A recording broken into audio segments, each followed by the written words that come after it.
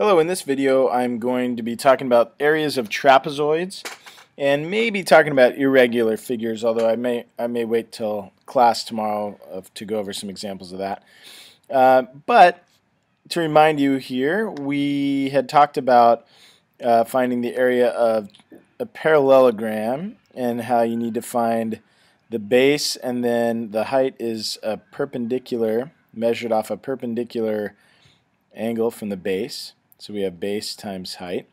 And then we talked about how a triangle uses the same area formula, but it just doubles up on it. And we showed that by just cloning that triangle, turning it around, and showing how it makes a parallelogram.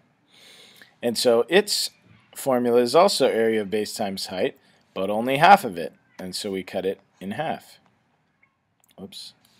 Not all of it, just the equals sign part. So cut that divided by 2. Now, this here is a trapezoid. The definition of a trapezoid is that it has two parallel lines called bases. So here's, we could call this base 1, and this one base 2. Not to be confused with b squared, which would be up here. But when there's a 2 down here, we're just saying it's a different base. Okay, so base 1, base 2, and then the height would also be just like a parallelogram measured off of a perpendicular line from the base. Okay, so this would be the height. Now, it may or may not surprise you that the area formula for a trapezoid is also derived from the area formula for a parallelogram, just like the triangle was. If I clone this parallelogram and spin it around just like I did with the triangle, what shape do we have?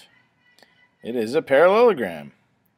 And so in this parallelogram, this part over here would be the base 2, which was that one, and this would be the base 1. So notice the base of this whole parallelogram is actually the addition of these two different bases, because here's the bottom of this one, and the top is actually over here now. So the formula is actually the same. So we have area equals base times height, except that the base is, I'm going to make another equal sign here. The base is actually the combination of the two, so base 1 plus base 2. So I'll write base 1 plus base 2, and then we'll multiply times the height. Now, just like the triangle, we actually only want half of it, so we're going to have to divide by 2. Okay? So I'll show you that again. So here we have another style of trapezoid. It's still a trapezoid, but it's actually flipped on its edge here. This is kind of a right-angled trapezoid. I'm going to spin it around so you can see it more clearly. So you see we have parallel bases here. The reason that the top and bottom can't be the base here is because they're not parallel. In a trapezoid, the bases have to be parallel. So we're going to spin it on its side like this. And if we clone it and spin it, we make our parallelogram. In this case, it's a special parallelogram called a rectangle, which also uses a base times height formula. So I'm going to move this one out of the way for a moment. Actually, I'm going to get rid of it entirely. Oops, not that. Let's delete it. And let's label this one here. So we have what we could call base 1, and it doesn't matter which one's which, as long as they're labeled differently. Base 1, base 2, and since this is a perpendicular line, we can just call this the height, right? Which would be the same as, you know, a perpendicular line in the middle. Either way. Now if I put these all together in one shot, let's group those together, and if I clone it and spin it,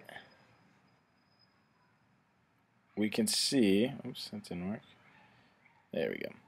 We can see that we've formed a parallelogram, in this case a rectangle, and although these are kind of flipped around here, the base is base 1 plus the base 2, which was up there. That's the length, right, or the base, and then times the height. Base times height. And then, since there's two of them, we only wanted the area of one of them. We're going to divide by 2. So, area of a area of a trapezoid is base 1 plus base 2, or the bottom and the top, added together, multiplied by the height, and then divided by 2. So we just looked at 3 different shapes, all of which are derived from this area equals base times height formula. So it's kind of easy to remember that way.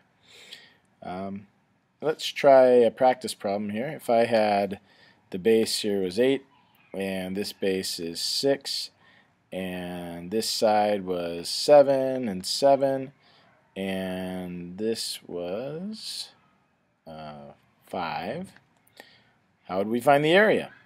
Pause it, try it out, then when you resume, I'll do it.